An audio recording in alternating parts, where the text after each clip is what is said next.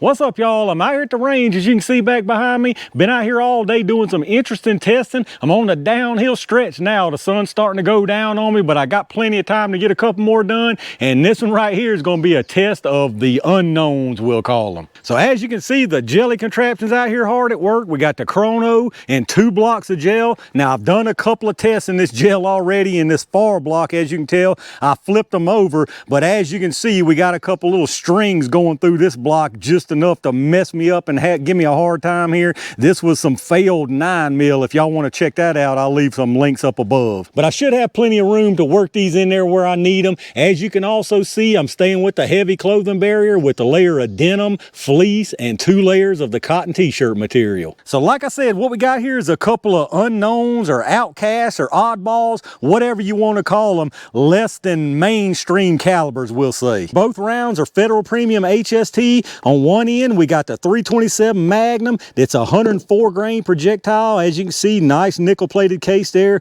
Really nice HST projectile. Now, I tested these by themselves not too long ago through cloth, and they did absolutely fantastic. And then the other one we got here is the old 30 Super Carry. I know some of y'all probably can't even believe that I still have this thing, but I don't get rid of nothing like I told y'all before. So we're going to try this one out. Now, this is 100 grains, so 4 grains less. Nice nickel plated case again with the HST projectile. Now, I have tested these also. It's been quite a while right when this 30 Super Carry came out, but I don't think I've ever tested them through cloth. I may be wrong. I'll have to go back and check, but either way, this should be a good matchup. And now what we're going to run these things out of is actually going to be a very even matchup. For the 30 Super Carry, I've got the Shield EZ 2.0 with the 3.5-inch barrel on it. And then for the 327, I've got the Taurus 327 with the 2-inch barrel. And I know y'all, some of y'all are probably saying 2-inch versus 3.5-inch. That ain't fair at all. But those of y'all who know, if you measure these things the same way, you'd come out about the same. So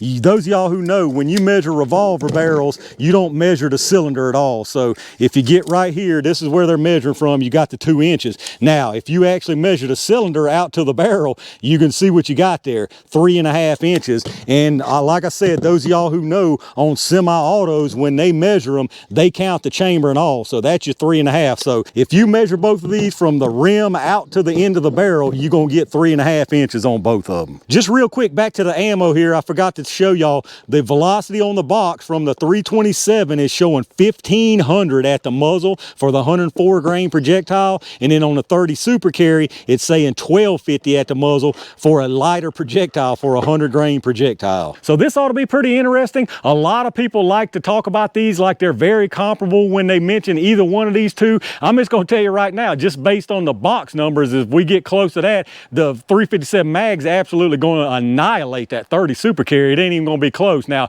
I think they're both going to do good in the gel, but as far as power to weight ratio, if you want to call it, the 327's got it all day long. But let me get us reset and let's see what they look like side by side. All right, let's see if we can get some speeds on this stuff, y'all. I'm going to do a 5-round average from each one. We'll start with this 30 Super Carry first and see what it does. Now, those of y'all who are new to the channel, I know I say this every time, but if I don't, sure enough, somebody's going to ask me what all these numbers are. You're going to see several velocity numbers from this lab radar. Your large number is going to be your muzzle, and then you'll have 5 across the bottom. You're going to have 3 yards, 7 yards, 15, 25, and 50 is where I've got them set. So let's get this 5-round and let's see what we get here.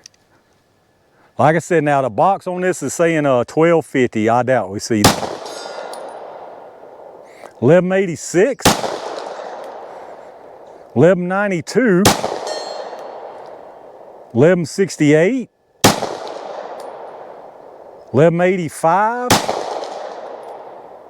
and 1171. So definitely not 1250. Let's check the average. All right, so our 5-round average from the 30 Super Carry was 1180 feet per second. We had an extreme spread of 24 and a standard deviation of 10.4. Let me get this reset and let's check out that 327 mag. All right, let's see what these 327 mags run. I don't remember from the test not long ago, but I don't think they hit 1500. They probably close to it though.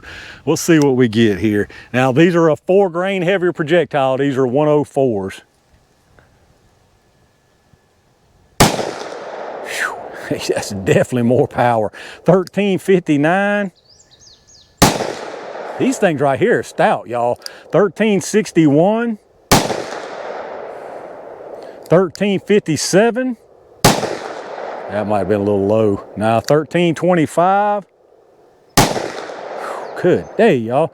And 1348. I'm telling you, you can feel a huge difference in power from this versus that 30 Super Carry. Let's check this average. All right, so the average on our 327 Magnum, again, didn't hit the 1500. We got 1350. We had an extreme spread of 35 and a standard deviation of 14.6. So right much more than that 30 Super Carry. Like I said, 1350, and if you remember on that Super Carry, it was 1180. So you're talking about 170 feet per second faster from that 327 Magnum out of a 2-inch revolver and a 4 grain heavier projectile. So like I said, in my opinion, I don't know why people compare these now, the close in the caliber size. I guess that's why they compare them, but really there's no comparison between these two. Now that being said, I think both of these are going to do really well in the gel. Let me get this reset and y'all know what time it is. All right, y'all, it's black sheep jelly time. We're going to put 1 round of each into the gel, starting with the 30 Super Carry first. Like I say, I expect good results from both of these. Let's see what we get here.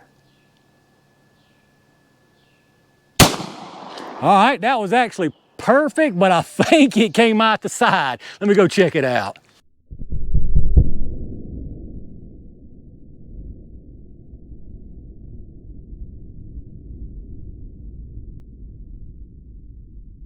All right, false alarm. We're looking fantastic down there so far. If it would have went another 1/4 inch though, it would have came out the side sure enough. So let's check out this 327. Like I say, I know this is going to do well also.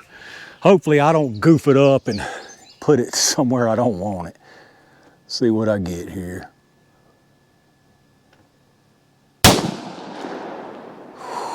I think I went far enough, hopefully. Let's go check out what we got. All right, y'all, the thing popped out the top on me. That's why I don't do stuff like I just tried and get real fancy and try to pinpoint this stuff, because if you get close to the top like that or the sides, it just comes out too easy. I was trying to save the bottom space for another test, but I'll just use it up enough and turn the block around if I need to.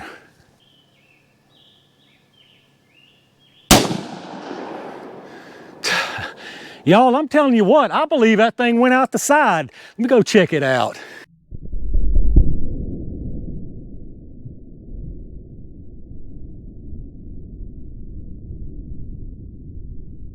All right, y'all, sure enough, that thing went in pretty as could be, exactly where I wanted it, and curved out the doggone side. So let's try this one more time. Y'all about to see me get aggravated and sling this revolver at that gel here in a second.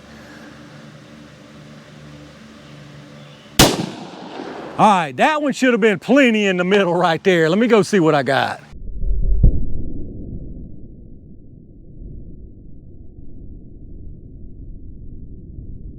All right, y'all, we finally got this stuff to cooperate down here. Now, unfortunately, I didn't go as low as I wanted, so it's directly behind this one right here, but I'll show you from above and give you a good picture. You'll be able to see what's going on. But what we got here, as far as what you can see on this side, this track right here, that's the 30 Super Carry. So as you can see, it comes in here, starts to expand immediately. Nice disruption there, nice spiral looking action. Keeps on trucking through this first block and stops right here backwards, probably 3/4 of an inch from the end of this first block. And as far as expansion, it looks pretty nice now. It doesn't look like it fully expanded like it could, but that's probably because I can tell it carried some cloth with it. And then up under it here, this is one of the 327 mags. We'll look at this one here and then I'll show you from above the actual one where we caught the projectile. But pretty much the same story early on here. You can tell immediate expansion, very nice disruption. Again, carries that disruption all the way through this first block into the second block. And this one here actually went about 4 to 5 inches into this second block before it came out of the side. And then, like I said, the 327 mag that we actually caught is directly behind this. I mean, directly behind it. You can probably see some of the dirtier looking tracks. That's from that one there. It looks identical to this. That's why I wanted to talk about this one before I showed you overhead. It looks exactly the same as this right here. Disruption all the way through the block, carries into this second block, and now it doesn't penetrate as far. It looks like like it's in this second block, maybe 2.5, 3 inches, and it looks like you got some really nice expansion on it. So as far as the penetration here, the one from this 30 Super Carry is exactly 15.5 inches, so absolutely perfect penetration from that one there. And in these 327 Magnum, the one that went out the side here went out the side at exactly 21 inches, and in the one we caught here, it stopped at exactly 18 inches. So again, absolutely fantastic penetration from all of these. And here you are from above. Like I said, that's that 327 Magnum that we kept. It's directly behind that one. Looks exactly the same though. Same size wound channel, same characteristics. Carries on through here into this second block, and then there you see it. Like I said, it looks like it's got some really nice expansion on it. And then just a closer look here at that 30 Super Carry. Again, very nice wound disruption, wound channel into the first block here, and stops, like I said, 1/2 inch from that second block. And you can see what I mean. It is expanding nicely, but definitely not as much as it could have. All right, let's check out these projectiles, y'all. Over here, this one is the 30 Super Carry, and then this one, of course, is the 327 Magnum. As you can see, not even close as far as which one expanded more. This 327 got way more expansion. This 30 Super Carry definitely tried, and it did peel the pedals out, so you're probably gonna have a bigger size on this one just because it didn't drag as much lead and peel those pedals out. So it definitely got the job done either way, but this is not all the expansion that you want to see out of an HST. Again, not saying it wouldn't do the job, it would definitely get it done, but you can just tell this is definitely not what you're supposed to see from this. Whereas this 327 Magnum performed exactly like you want to see. You can just look at it there, how it pulled the lead out and peeled it back with the jacket, peeled the jacket back. Definitely this is what you want to see from an HST. But let's check some measurements on them now. I don't see not a single speck of any material in the gel, so I doubt we lost anything. This 30 Super Carry started at 100 grains and it's at 99.8. So yeah, nothing lost on that one. Now the 327 started at 104 and it's at 104.2. So not a single bit of material lost from either one of these. And now as far as the expansion on them, we'll start with this 327 first. You got 509, 526, and 544. So really nice expansion on that one. And then this one from the 30 Super Carry, like I say, I expect it to be a little bit bigger. You got 580, 553, and 595. So really nice expansion on that one. Although most of that was just the copper jacket. None of the lead really pulled out much. And there you have it, y'all, the Federal Premium HST 30 Super Carry versus 37 Magnum.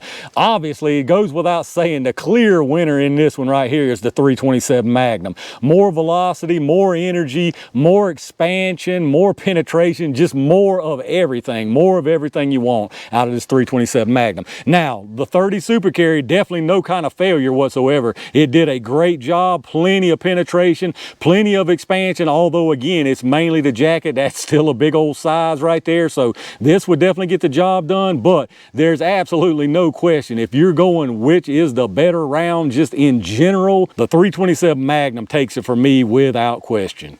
All right, y'all, I'm gonna call it right there for this 30 versus 327 HST battle. I figured based on testing these rounds individually in the past that we'd get good performance out of both of them, and that's exactly what we got here. Good performance from both of these. Now, a clear winner, the 327 Magnum, no doubt about it. Like I said, more penetration, more expansion, more speed, more energy, more of everything that you want, that 327 Mag's got. There's really no comparison. I know a lot of people, like I said in the beginning, a lot of people like to compare these two rounds. I think it's more of a case of they're so similar as far as like the caliber, and they're kind of in between other calibers that are already out there that kind of have some problems. You know, with the 30 Super Carry, you're talking about something in between 380 and 9, and with this 327, you're basically talking about something in between 38 plus P and 327 Magnum. So maybe that's where the comparison comes from, but as far as pure performance, there's absolutely no comparison. But let me know down in the comments what you think about the performance from these. Any of y'all out out there carry a 327 or a 30 Super Carry? If you do, what round do you carry in it? Let me know down in the comments what your thoughts are. If you did enjoy the video, make sure you hit that thumbs up button, subscribe to the channel, and make sure you've got your notifications turned on so you don't miss any good stuff when I upload it. Again, if you're doing some shopping, check out those affiliate links in the video description.